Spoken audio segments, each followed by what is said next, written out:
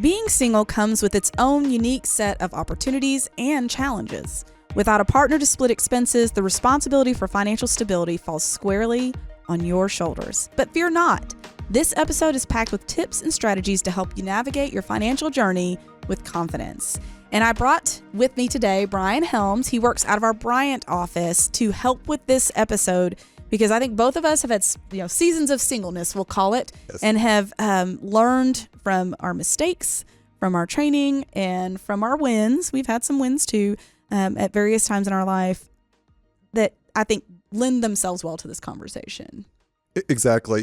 Being a single person, there's really no one to fall back on. There's no excuses. There's no excuses. You're the one making the decisions. You have to live with the repercussions. Mm-hmm. So it is what it is sometimes. So yes, and I was a single mom for about 6 years. So I've experienced that with children. So I think we can both bring some experience from our past and for you, just kind of what you have found that works for you, what doesn't work for you, for those that are listening, so that you can walk away with maybe some tips to add to your journey to financial independence. So let's talk about some things that are just different. Why is financial planning different for singles versus a couple coming in your opinion? Well, I think being a single person compared to a couple is that, there's typically two incomes in mm-hmm. most couples. Mm-hmm. With your single person, you typically have one income, or you might have a little side job or something, mm-hmm. but, you have to be self-reliant. And so I think you have to be a little more focused on your savings and investing in that, planning and making wise choices so that make those dollars go further than if you had a dual income. I do think that's accurate. I think, when I was single, I was much more intentional about certain things. And I have joked, I think Dave Ramsey used the phrase of out earning your stupid. Yes. I think it's a little easier to do in a couple than it is as an individual. And I think I was more intentional knowing I couldn't do that. So I agree with you. I do think there's some advantages there. Jokingly, I would say the advantage for me being single was I could eat cereal for dinner and nobody told me that was unhealthy. Nobody was getting on to me about not making dinner. Yeah. And so my kids and I would have like breakfast for dinner nights on a regular basis, which is quite cost effective. It is. But there are some others too. I think, you have more flexibility when it comes to your decision making.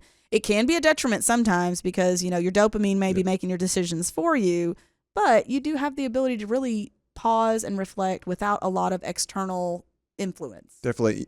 One of the downsides is you don't have that accountability partner. Yes. That balance, Mm-hmm. it's, you can I think I'll do this today, mm-hmm. or I'll do that next week, or I'll add on to my house or go on this vacation mm-hmm. kind of thing. So there is the downside to it, but there are some definite advantages as well. And I think, being single, you can focus in, like laser beam focus on mm-hmm. things when you want to. I know for me, when I was single, I made my health a focus. Yes. And without a lot of distraction for my time, once the kids went to bed, I had hours before I went to bed. I was working out every day. I was really intentional about our groceries mm-hmm. and those sorts of things. And I think that is one benefit of being single is you can really take your passion and just chase it.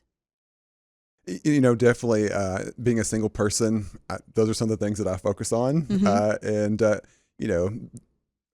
That helps me because I don't have to balance or work around other people's time slots or mm-hmm. things like that. So, and for me, it was also an opportunity to chase the ministries that I cared about. I was able to be work with our youth and things like that, which I had the time to really put into it.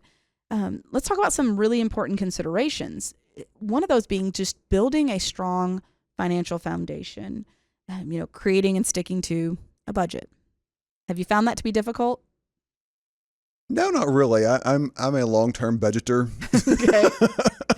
I found the Dave Ramsey budgeting a long time ago, mm-hmm. and it has been after you got through the first little. After I got through the first 3 or 4 months, I found my groove. And mm-hmm. Have I always been perfect with it? No, but it has served me well, and I wouldn't go back, to mm-hmm. not having a budget because it takes all the heavy decision making out of it. I you either do plan. Or don't have the money. Exactly. It's black and white, and I'm a black and white kind of person. So, it works well. It works well for me.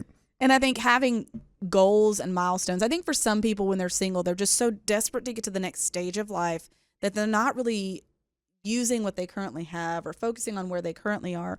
So setting, financial goals for yourself, emergency savings, making sure that you have enough. Because again, if you have a single income, there's not as much wiggle room if you do have an emergency and you're not ready for it. So making sure the emergency savings are in place. And, let's talk about a couple of tips for that. I've mentioned this before in another episode that for me, the easy button for savings has been direct deposit. Oh, definitely. It's part of my budget. Mm-hmm. And so I just every month just have a little bit, put it over into the emergency fund. And I think you have to make it easy for yourself. Mm-hmm. If it's not easy, then you're not going to do it. Yes, I think that's a lot of people. So having that, and then also making sure that you're contributing to your employer plan. I think it's easy to put that on the back burner, especially when you're younger, but making sure that you start young to get the benefit of long term, right? Making sure there's room for that. And then the last thing being debt management. I think it's easy to make, as you mentioned earlier, emotional decisions when you don't have accountability. And so if you don't have accountability or you struggle with this, create an accountability partner. That you don't have to be married to have an accountability partner. So set boundaries for yourself to help yourself stay out of debt or to manage the debt you currently have by saying, okay, we're not doing this anymore, and making the adjustments you need to. Definitely find a friend or, a coworker, somebody who can say, oh, okay, I'm going to come to you when I'm going to make major financial decisions. I'm going to bounce these off, and you have the ability to veto or say no or talk me out of it. But, it's real easy, I think, as a single person to sign up for lots of those little monthly things, the Netflix and the Hulu and whatever else streaming services. And you can really get yourself in a tight. It was like, oh, it's only $20 a month. And you do that 5 or 6 times, and there goes your wiggle room. It adds up. And then debt becomes a problem. So, yeah. Another conversation that a lot of people we talk to who are single bring up is whether they should rent or buy a house. And there are some things to consider with that. There are advantages and disadvantages to both.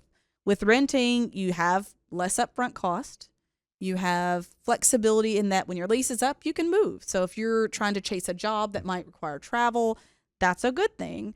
But on the flip side, you don't have that necessarily that investment that you would if you bought, and your rent can go up every time the lease renews. So there's some imbalance there possibly. Definitely. When you own your home, typically homes appreciate in value. And so it is an investment that does bring us some kind of return. And,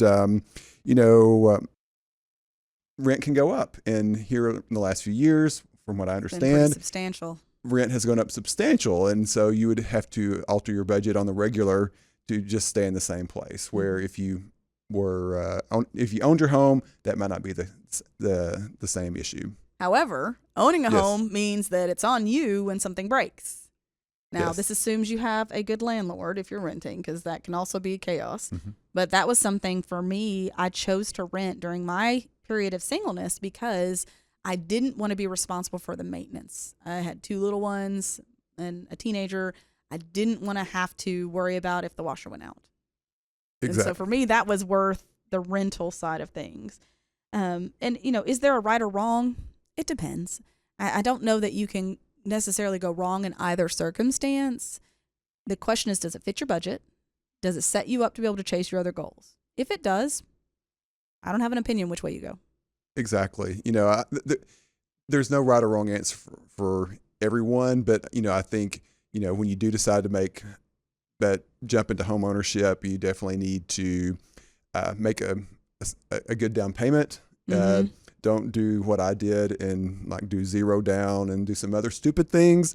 I recovered from it, but I learned from my poor choices. Well, and maybe don't get in a hurry. Don't get in a hurry. Definitely do not get in a hurry. And that's kind of what I did. I'd been in an apartment for a couple of years.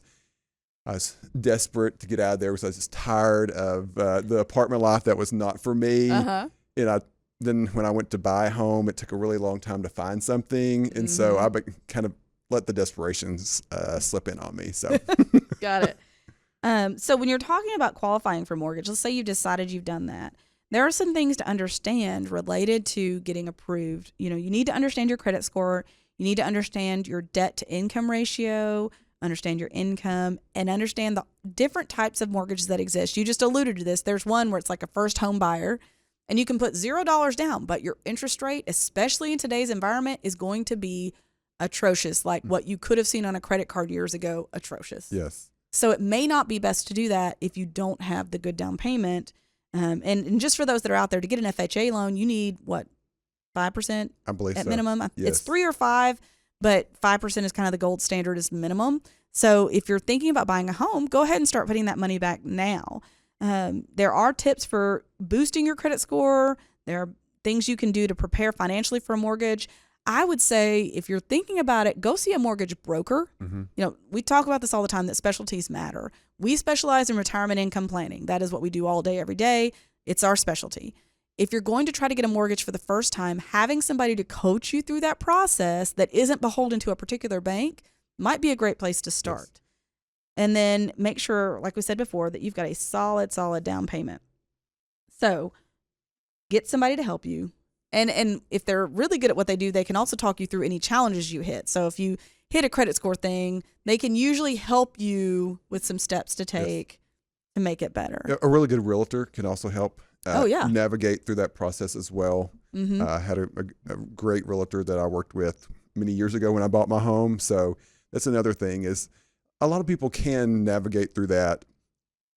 You know, for sell by owner, or you're representing yourself. It's a lot. It is a lot. And so just find a good realtor. That's, you know. To me, the cost is worth it because there are so many risks. And I would say something to add, if you're living in the South like we are, is your insurance broker needs to be in the conversation. There has been a lot of moving and shaking in the insurance industry when it comes to homeowners policies. So having somebody that can help you understand, it's no different than if I were to buy a car. I would want to include my insurance broker to understand what that piece of the expense is going to be, because I may be able to afford the monthly payment for that car if I'm financing it, but can I afford the additional insurance cost? And if I'm not planning for that in a mortgage, it's a lot higher number than you think. Oh, yeah. And it's gone up significantly in the last even 2 years here in Central Arkansas. When you have a tornado and a bunch of hailstorms, it really affects the numbers. Definitely. So, those are just some things to consider. And then let's talk about just some financial considerations in general. Retirement planning. It is important to start early. I think a lot of times we can delay that just because it feels overwhelming. If you're doing nothing else, we always tell people capture the match. That's like the baseline. And then every year when you get a raise, increase your contribution. Yes. Those are some easy steps. Let's talk about some other things people can do.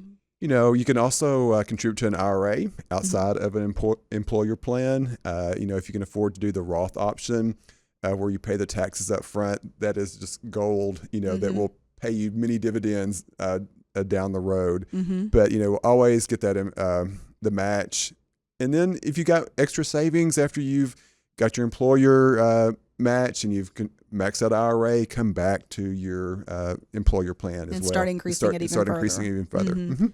Make sure you have the right insurance policies. I think some people are focused on maybe just the monthly premium, but they're not paying attention to the actual coverages. So if you have an employer that has different policy options, make sure you're really looking at that and looking at what it pays for so that you're not ending up paying more out of pocket later. If you have access to an FSA or an HSA, use those and do your research on that. And then tax planning.